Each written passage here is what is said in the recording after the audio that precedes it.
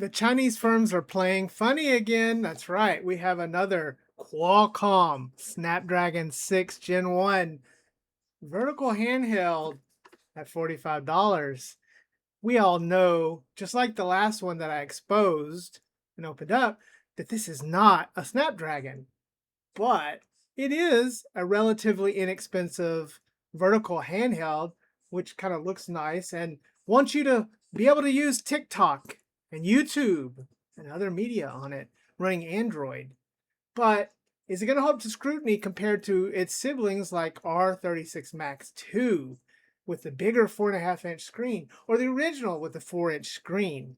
Remember to hit that like button and subscribe so you never miss an episode. But let's look at yet another possibly fraudulent, misleading, mismarked, advertised Snapdragon Qualcomm handheld from the Chinese clone makers.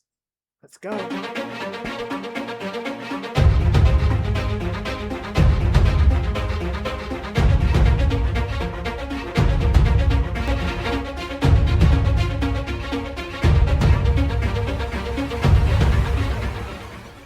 All right, so we'll start with the box as always, and video game X36 Ultra.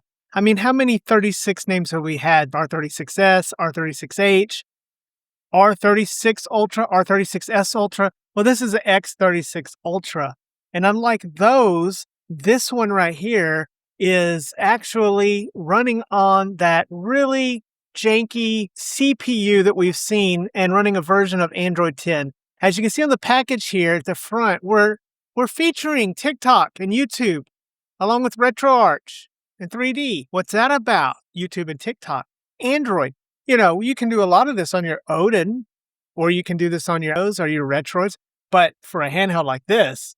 Now, we do have some people working on Lineage OS for the R36S, but I'm not real convinced here that this is going to be something that you want to watch YouTube on. I don't know. I mean, could it be? It could be something you might want to watch YouTube on, but I'm not real convinced of it. But looking at the specs here on the back, we do have a power supply, reset, and FN button. We have our sticks on the bottom, which I think is appropriate for the level of capability of this. And it's a pretty standard looking thing. Now, here's where things get wonky because they're claiming that this is a 6 Gen 1. Well, it doesn't say Snapdragon, so I guess that they can get away with that. But what is a 6 Gen 1? I mean, it's going to evoke for most people a Snapdragon. That's what they're going to think they're getting here. So it's really kind of fishy. But it says it has 4 cores at 2.2 gigahertz and 4 cores at 1 point, so an octa-core. So that's not too bad. Now, it does say Adreno, and as far as I know, and please correct me, leave me a comment, but Adreno is associated only with Snapdragon. Again, we're playing some hanky stuff here. I don't know why these Chinese firms have to do this. It does say it has a 1 8-gig stick of DDR3, or maybe a 1 gig DDR3 and 8 gigs of storage. That's probably what this is really saying. It does have a 4.2-inch screen, a 720 by 720. This is probably actually the 4-inch 720 by 20 screen we've seen on all these other ones. Not expecting much there. 3,500 milliamp hour battery, lasting 6 hours. And, you know, it's a decent looking package here, a decent looking box. They really want you to know about this 4.2 inches, again, which is with bezel probably, really probably a 4-inch screen here, a 720 by 720. We've seen this quite a bit. If it's that screen, it's not terrible. It's pretty good, actually, for lower level emulation. But watching something like YouTube on it or TikTok, maybe TikTok, I don't know. But I'm not sure if that's really great. But we look on the side here. We do have 4 colorways that it comes in. We have a clear, a purple, a red, and a black. We did go with the red. I thought it was the best looking of them. And you can get it in either 64 or 128 gigs with that on the game card. So again, this is a somewhat, it doesn't say game console anywhere, but once we get in here and pull the handheld out of the way, there's really nothing in here. There is a USB-C cord here, your standard A to C cord, some wipies. We do have a flimsy scratch protector. I'm going to stop calling them screen protectors. That's not a screen protector. Look at that.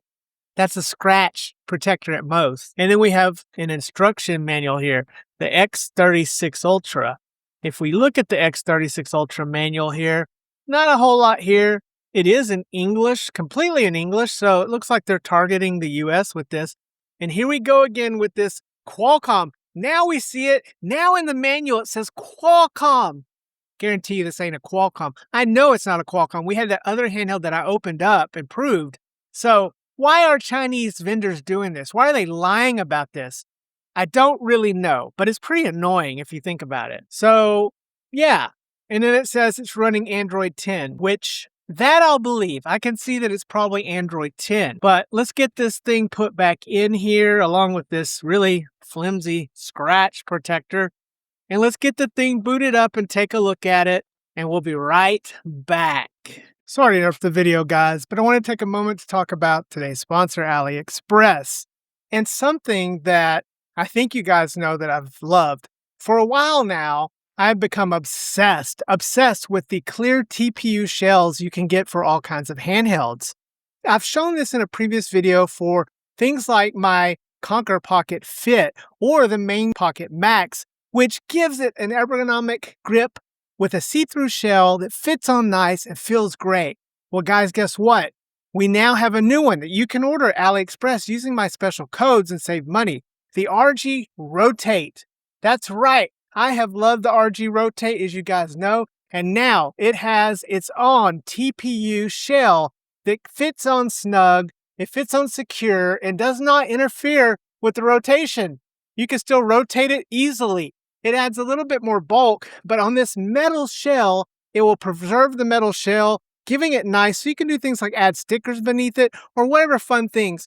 Also, as long as you have your lanyard on there, it's going to add protection to it. And best of all, for those pocket pushes that accidentally turned it on, this adds a little bit of a bump there to keep that from accidentally turning on in your pocket. It is also at a pretty reasonable price. Hit the link below to check this out. Again, we want to thank AliExpress for sponsoring us as always. But look at this, how beautiful this is. It has elevated the RG Rotate even another level that I already love. If you guys want one of these, check it out. I highly recommend it. Back to the show. All right. So the handheld, here it is in living color. And I gotta say, it is not bad looking or feeling. Now, it's not original in any sort of way. It is pretty much the standard look that we've seen on a lot of these handhelds.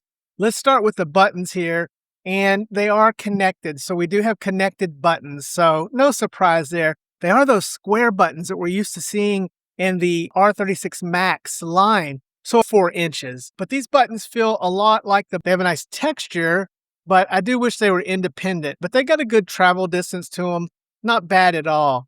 Moving on to the D-pad, and the D-pad is pretty good, actually. The D-pad pivots.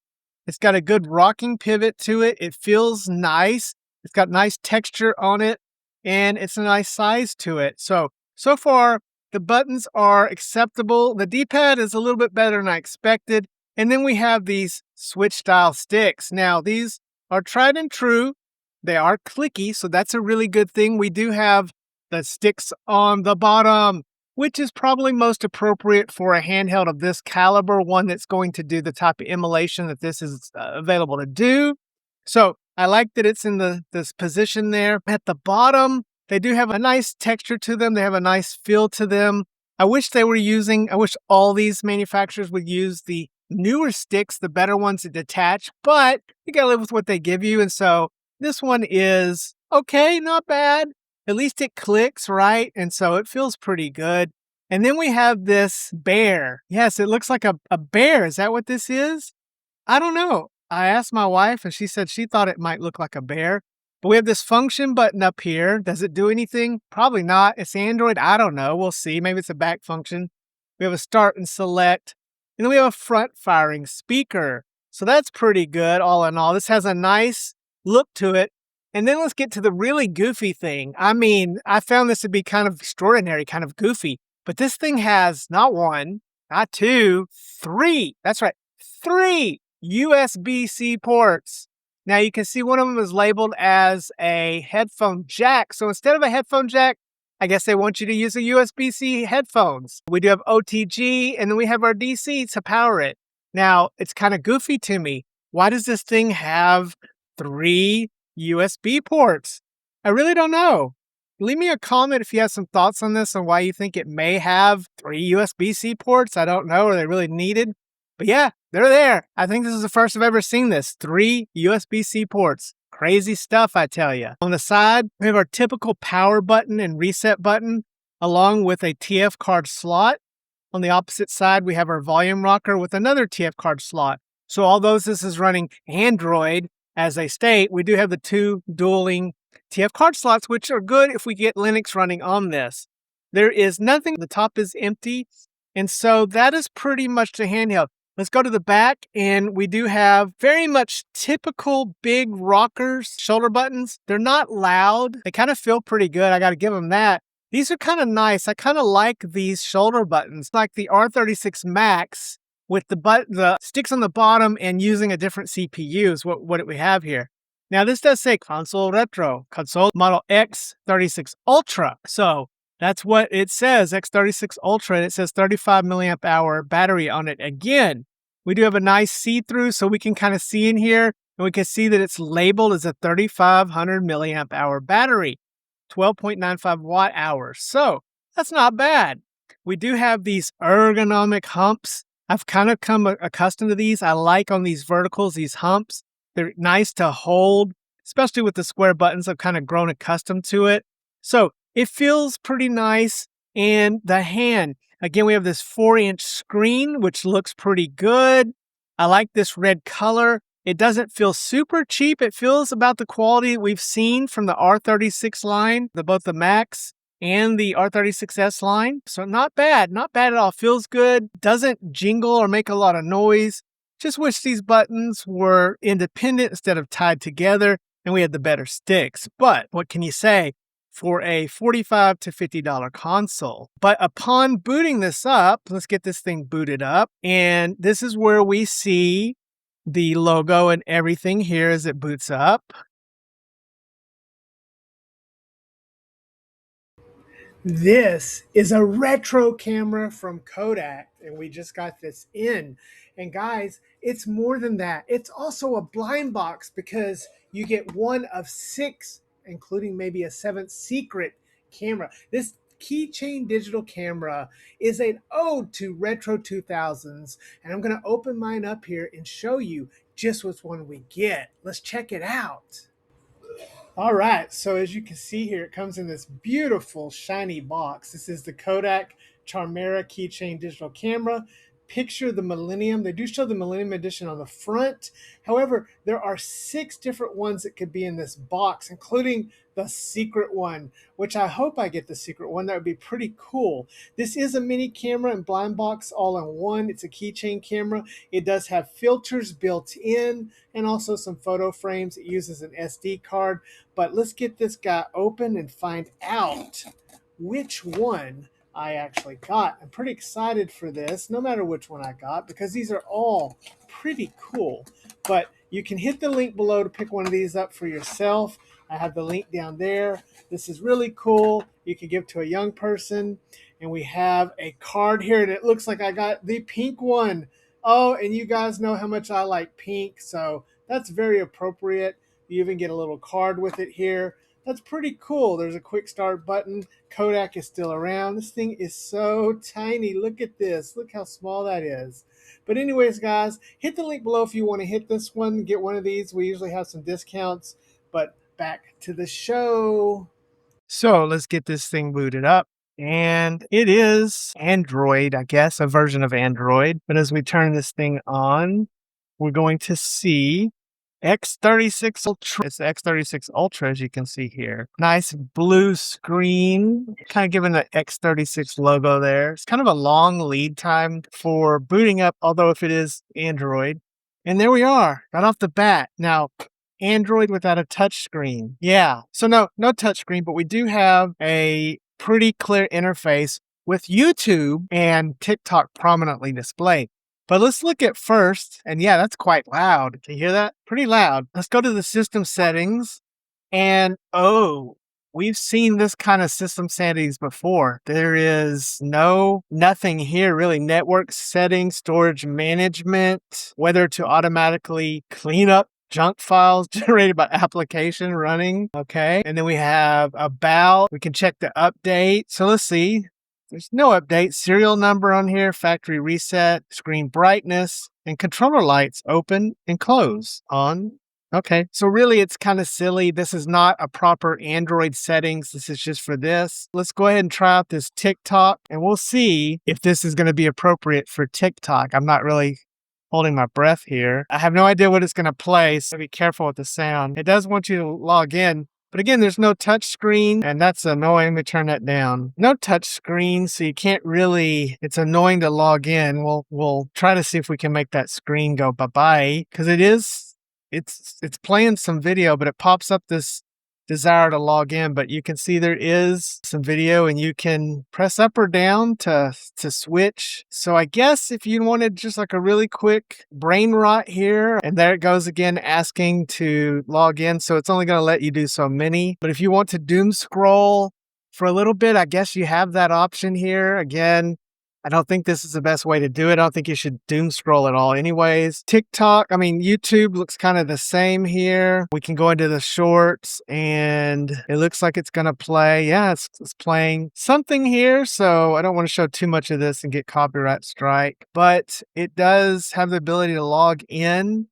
So you can sign in for that, so that's good. But let's get into the games. In the online game, I'm expecting to be like what we've seen with the J36, this battle. Yeah, it's the same sort of battle thing we've seen before with mostly fighting games, which puts you into lobbies with some kind of made-up name.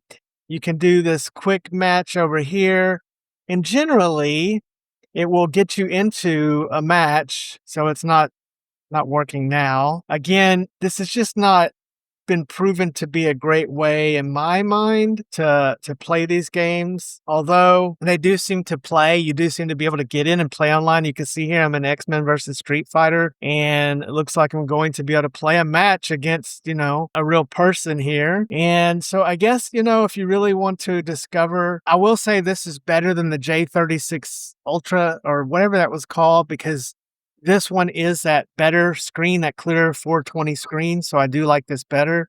And the implementation here of the software seems a little better. We'll do some Ryu here. And yeah, the D-pad isn't bad. So you can do those goofy little emojis. Not the best D-pad still. It is giving me a little trouble here, but I can pull them off. So it's got the pretty good overall for a budget handheld to do that. But let's get out of this match. If somebody just absolutely destroys me, we'll just exit because I'm not interested in playing that. And let's go to local game and see what we got here. Okay, some kind of nice emulation station. I bet it's not emulation station if we hit. Yeah, it's not. No theme management. This isn't ESD. It's just using one of the themes. And this is running, again, that CPU, which is going to play basic sort of emulation fine. It's going to play everything up to PS1. Okay, PS1 games should be okay.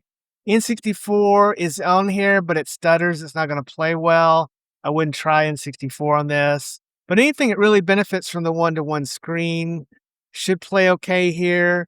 We do not have full access, as you can see, to RetroArch. We can do some things, but there's just not full access here. It does have us locked out. Again, locked out of the full experience with RetroArch with Android. And so, yeah, the screen is nice. The buttons are passable. The D-pad is okay. You can watch YouTube and TikTok on it. I guess for somebody that's getting a $40 to $45 handheld and wants to doom scroll, play some retro gaming, this is okay. It's not the worst one I've played. It's better than what we had 4 years ago for sure. We used to have just the Famiclones, which were completely awful and didn't even have any kind of great ability to do anything. So this is definitely above that. But I think this CPU is not it. I don't know why they keep wanting using it, why they want to call it Snapdragon when it's clearly not.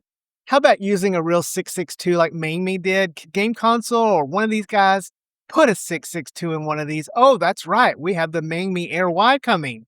A proper handheld vertical that will destroy this, even though you want to spend better money and get something better. Remember to hit that like button and remember to hug and love your hugged ones because tomorrow is never promised.